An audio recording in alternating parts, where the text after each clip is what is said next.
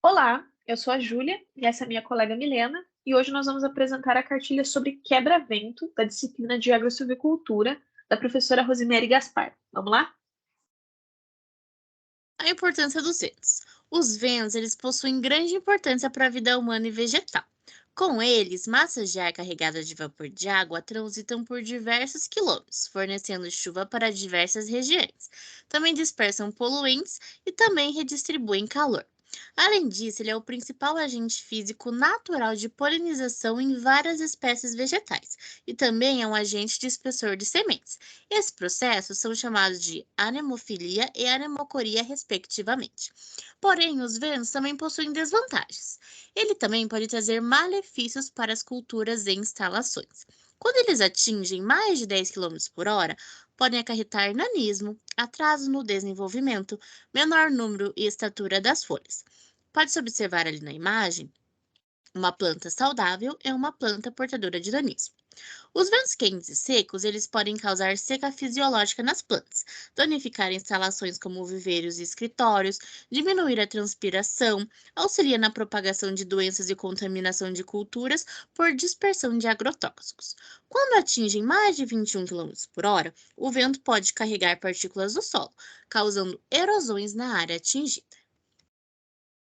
E como podemos solucionar esses problemas com o vento? Uma solução para os problemas apresentados é a utilização de quebra-ventos. Quebra-ventos são barreiras vegetais utilizadas como proteção de plantas e instalações contra os danos da ação dos ventos fortes. Sua função não é impedir que o vento chegue até a cultura, e sim diminuir a velocidade que ele chega até esses locais. Ele também pode ser utilizado para oferecer um ambiente ameno para o bem-estar animal. Os quebra-ventos podem ser temporários, onde são utilizadas culturas anuais e semiperenes, permanentes, onde se utiliza culturas perenes ou mistos. Em relação à instalação e à localização, as espécies elas devem ser implantadas na direção perpendicular à direção dos ventos que irão atingir a cultura, para que as plantas fiquem realmente protegidas. Então, ali na imagem, podemos observar a direção do vento e o quebra-vento posicionado perpendicularmente. Em relação à altura, a altura da barreira, ela deve ser de 2 a 3 vezes mais altas que as culturas a serem protegidas. O cálculo ele deve ser feito conforme a espécie a ser protegida. Em relação ao comprimento, uma barreira qualquer de quebra-vento deve ter o comprimento de, no mínimo, 20 vezes a altura normal. Em relação à distância entre os quebra-ventos, a altura do quebra-vento determina a distância sobre uma barreira e outra.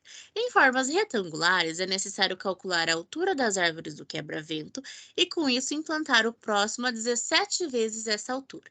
Em formatos perpendiculares, depois de obter a altura do quebra-vento, é necessário implantar o próximo a de 30 a 40 vezes a altura medida. A declividade do terreno também pode influenciar nesse cálculo, visto que terrenos mais declivosos necessitam de uma distância de influência menor. Estudos são constantemente realizados no âmbito de relacionar a distância dos quebra-ventos com os seus fatores específicos, como, por exemplo, a altura e a declividade da área. Logo, dessa forma, é importante atentar-se às características da área e da espécie em si para que o quebra-vento tenha um distanciamento adequado. Então, a distância entre os quebra-ventos ela vai estar muito relacionada às especificidades da espécie. Com relação à densidade, quanto maior a densidade do quebra-vento, menor vai ser a velocidade que o quebra-vento adentra na cultura. Porém, os quebra-ventos mais densos, eles vão causar perturbação, forçando o ar a descer com maior velocidade, como demonstrado na imagem a seguir. O que é o ideal mesmo é que o quebra-vento possua de 30 a 40% de entrada de vento, como a gente pode perceber ali na figura, né? A diferença entre um quebra-vento adensado e um quebra-vento permeável e como funciona a dinâmica do vento perante esses diferentes sistemas e modalidades. Com relação às espécies e à escolha por si só, para você compor o quebra-vento, as plantas elas devem ser altas, ou seja, quanto maior a altura, maior será a proteção do seu quebra-vento.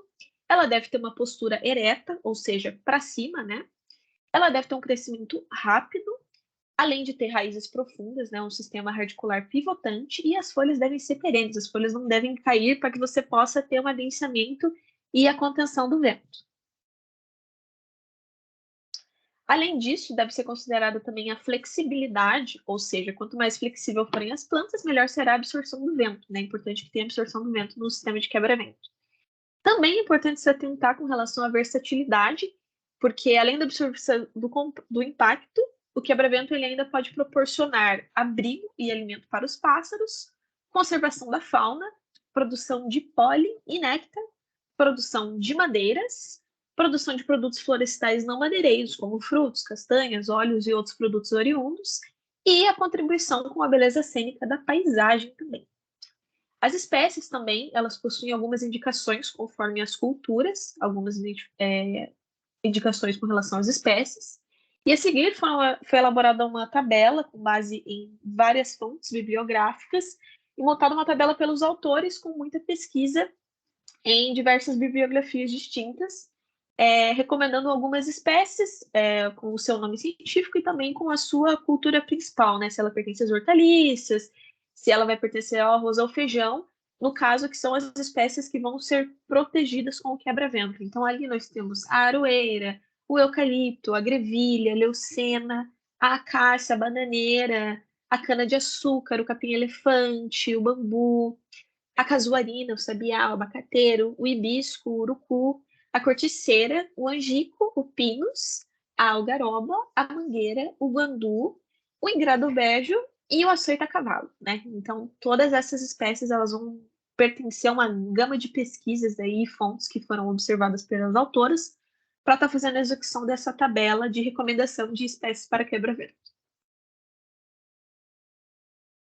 Além disso, as espécies descritas anteriores, elas, como eu comentei anteriormente, né, elas fazem parte de uma gama de conhecimentos adquiridos sobre a área, e o contexto de cada local ele deve ser estudado atentamente para a escolha das espécies adequadas, né? Então, cada área possui uma especificidade e isso deve ser avaliado para evitar possíveis transtornos com relação ao quebra-vento em questão que for aplicado, né?